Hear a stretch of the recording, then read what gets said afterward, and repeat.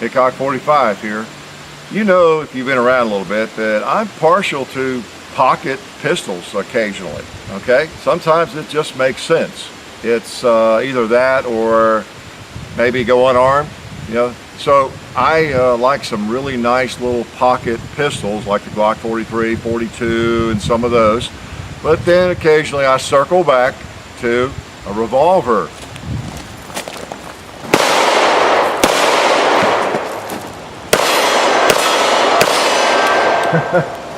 Wasn't sure what I was going to shoot, but anyway, nobody was really threatening me badly enough. So anyway, I circled back here today to a 640 Smith & Wesson. Thanks to the Gun Parlor in Worcester, Massachusetts. They sent us this as a freebie, and they asked if I was interested in it. I said, you know what, I really am, because I used to have one of these, 640 38 Special Centennial Model Smith & Wesson. Now I've got the 642, as you know, in the airweight version of it. But I started out with one of this. This was my first Centennial style pistol. Let it get away, and actually carried as backup when I was reserve deputy, and I think the first 2 or 3 years, and I carried a Mustang as backup, and I think even a Glock 27 at one point. But anyway, I sure did, and I miss it, and I'll tell you why. Let's go back up to the shooting table, because I can't really tell you down here. How's that sound? Not make sense, does it? Well, I miss it because I like these little guns, and when they're all steel, they just feel better. Now, they don't necessarily feel better in your pocket because they're heavier if they're all steel, but I just like them. There's something really cool about a small revolver that you can actually grip and shoot. Okay, and you know, I've got a couple others here. I've got the airweight in the same firearm. It's just that this one is all steel. That's essentially the difference. I even put the boot grip style Hogue boot grips on it here since it came in, because those feel so much better. Oh man, if you have one of these little J-frames, I highly recommend you get these. I don't know who made those, Uncle Mike maybe or something. I don't see it on there. Even the cheap ones though are generally pretty cool if they're configured correctly. These are Hogue, and they're even a little smaller, but they're not as small as the original grips with these guns. And well, actually some of them I think are offered with these boot grips. In fact, that one might have come with those. I just don't remember. It's been a while. But anyway, this is the 640, like I said, from the Gun Parlor in Massachusetts, and they have supported us over the, I don't know, last 2 or 3 years, you know, that way, and we appreciate them. And you folks that live up in that part of the country, I talk to you frequently online, and we appreciate your all support. So just like we support, they help us. So anyway, this is the all steel version. I'm not going to shoot probably more than 400 or 500 rounds here, 5 at a time, but I want to shoot a little bit and just present it as an option, as one of those desirable little handguns. I'm partial. You wouldn't know it, would you? Because I don't necessarily have them on me much anymore, because I've got these little baby Glocks. Well, it's not technically a baby, is it specifically? It's a Glock 43 right there.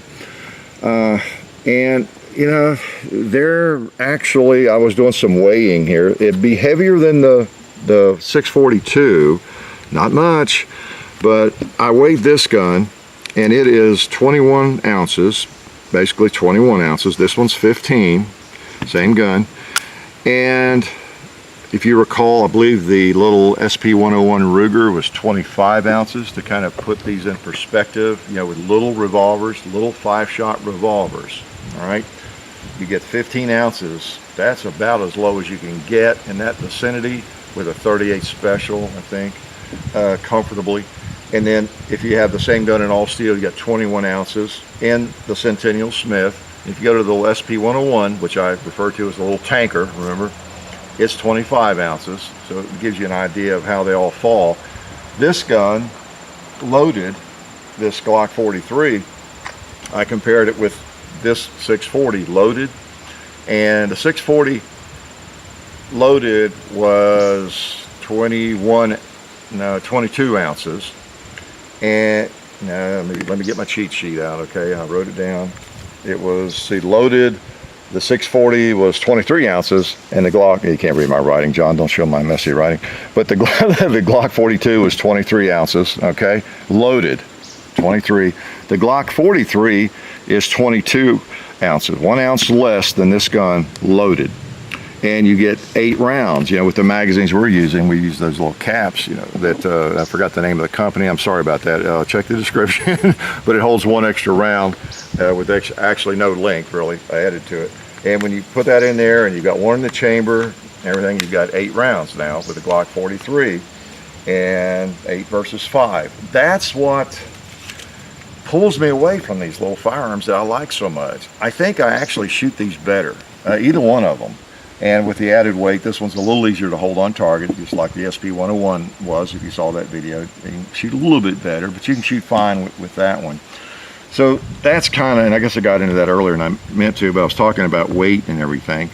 And, you know, if you live in an area where you carry, like in most parts of this country, you know, these are real considerations, all these things I'm talking about, okay? So please don't fall asleep.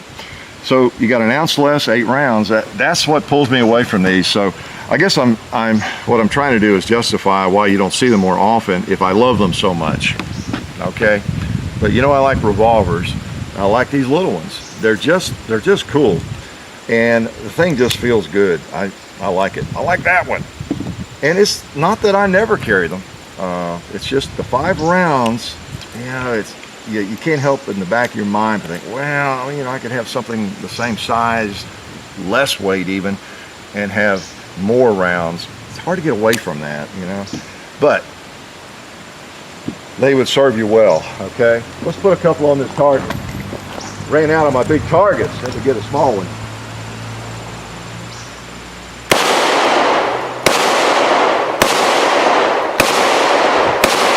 Five, okay.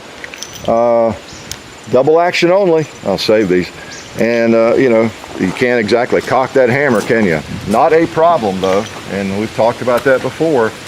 You really don't want to be cocking the hammer in a defensive pistol revolver, okay? You can argue that if you want to, but it's not wise.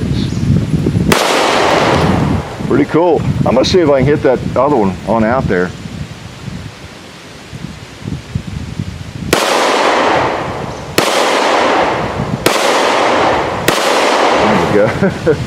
Not sure where I was going. I think I was very, very close. They're very shootable, very shootable. Now this one's not marked plus P, and I think it's all steel. It's an early one. You notice there's no key lock, and it's got the older style latch on it and everything. So this one goes back. The Centennials came out originally with the concealed hammer. And I think it was 52 that came out with a Model 40 or something, and I've never had one of those, but it was to celebrate the 100-year anniversary of Smith & Wesson. Get it? Centennial? You folks in Kentucky, get it? Yeah, the Centennials. Well, then they were kind of reintroduced around 1990 in these configurations, and this one is probably early 90s, be my guess. I've not looked up the serial number.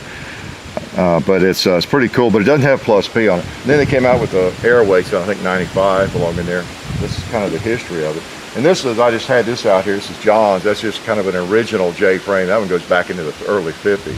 So you got your hammer, and someone has shaved some of the hammer off, attempting to create this effect, more or less. You know, because you really don't need a hammer snagging on things. That's why these are so cool, right? So, neat little guns. I'm going to fire a couple of plus Ps in it. These are kind of light plus Ps. They're not very hot. I'm not going to recommend you do that in anything that's not marked plus P. I think that's the rule of thumb. If it's not marked plus P, don't shoot plus Ps in it. But I would not be afraid to carry plus Ps in this firearm right here. Okay, because it's all steel. I think I hit the stand.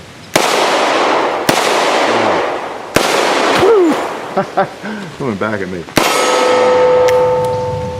They're just simple because they feel so good in your hand. They're simple to shoot well. They really are. If you're a revolver kind of person and you just can't get into the semi-autos at all, you are not unarmed with one of these things. I would recommend any one of these, especially the concealed hammer models.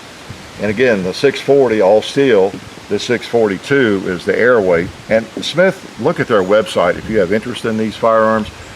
I was browsing through there to see if they still made these, and they still do in 357 or 38 special. And they make so many models of these Centennials. It's incredible. It really is how many of them they do make. And again, 38 special, it gets criticized a lot, of course, but with good ammo, it's a little bit like a 9mm. It's no slouch necessarily. Okay.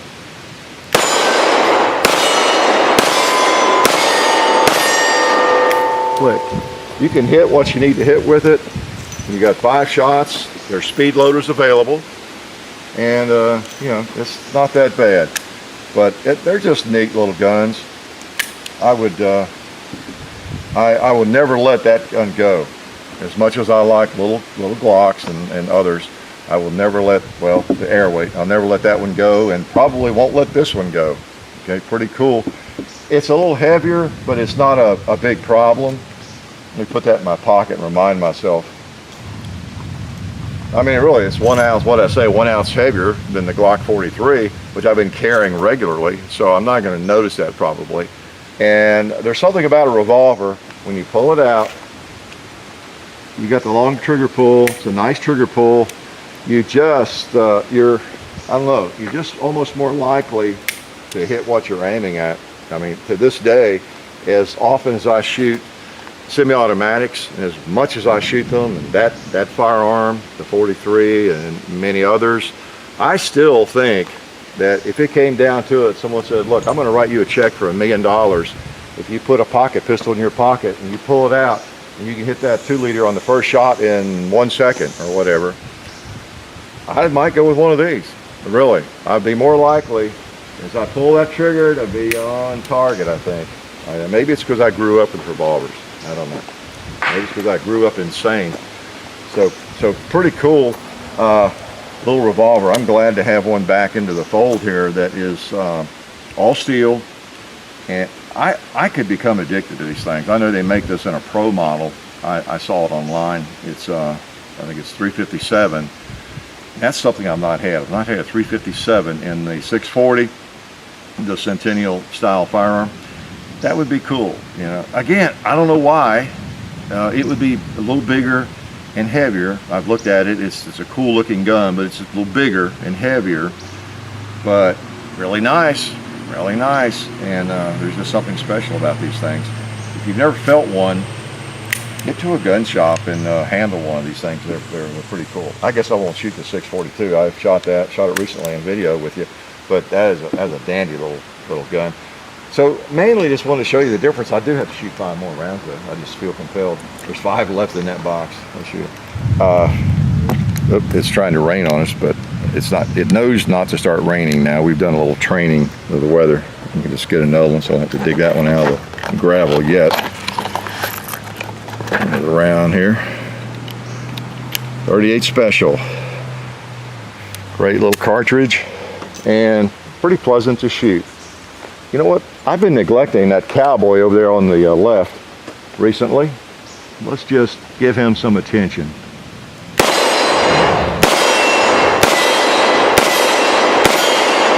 Wait. All right. I don't know if I shot one low or not, but feels good. Feels good. Glad to get one of these back and and just shoot it a little bit and enjoy it. They're just special. In fact, they're 38 special. So we appreciate the Gun Parlor sending this to us, because I like these little guns.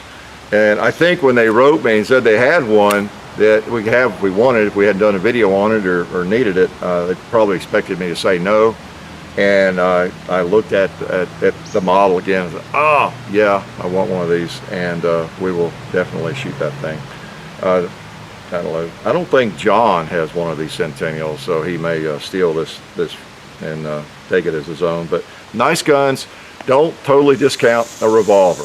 I know they're not as cool cool maybe these days, but they get the job done. And not necessarily this one, not a bad choice, but it comes in scandium frames, and man, Smith & Wesson, they work overtime coming up with new versions of these J-frame revolvers, and there's no doubt about it. So check it out and see what's available. I did notice on their website when I was studying it, looking at it, wasn't studying, they offer some of these firearms now without the key lock on them. I don't think they cost extra, but they offer it with the key and without the key, I noticed. So that's nice. That's pretty nice, because a lot of people find that thing disgusting, you know, the little keyhole above the latch there. So anyway, it looks like we're gonna not get rained on, and it doesn't matter, it's a stainless gun. Life is good. We'd like to thank one of our sponsors, SDI, the Sonoran Desert Institute. SDI has fully accredited distance learning programs where you can get certified in gunsmithing or even an associate's degree in firearms technology. Of course, the study includes hands-on experience, which is important, of course. So check it out. Go to sdi.edu or just click on the link in the description. Okay? And also, we'd like to remind you to check out the Hickok 45 Facebook page and the Hickok 45 and Son channel and its Facebook page, as well as Gun Culture Radio on iTunes. Now remember all this, because I'm coming to your house randomly over the next year or two to give you a quiz on it, okay? Thank you.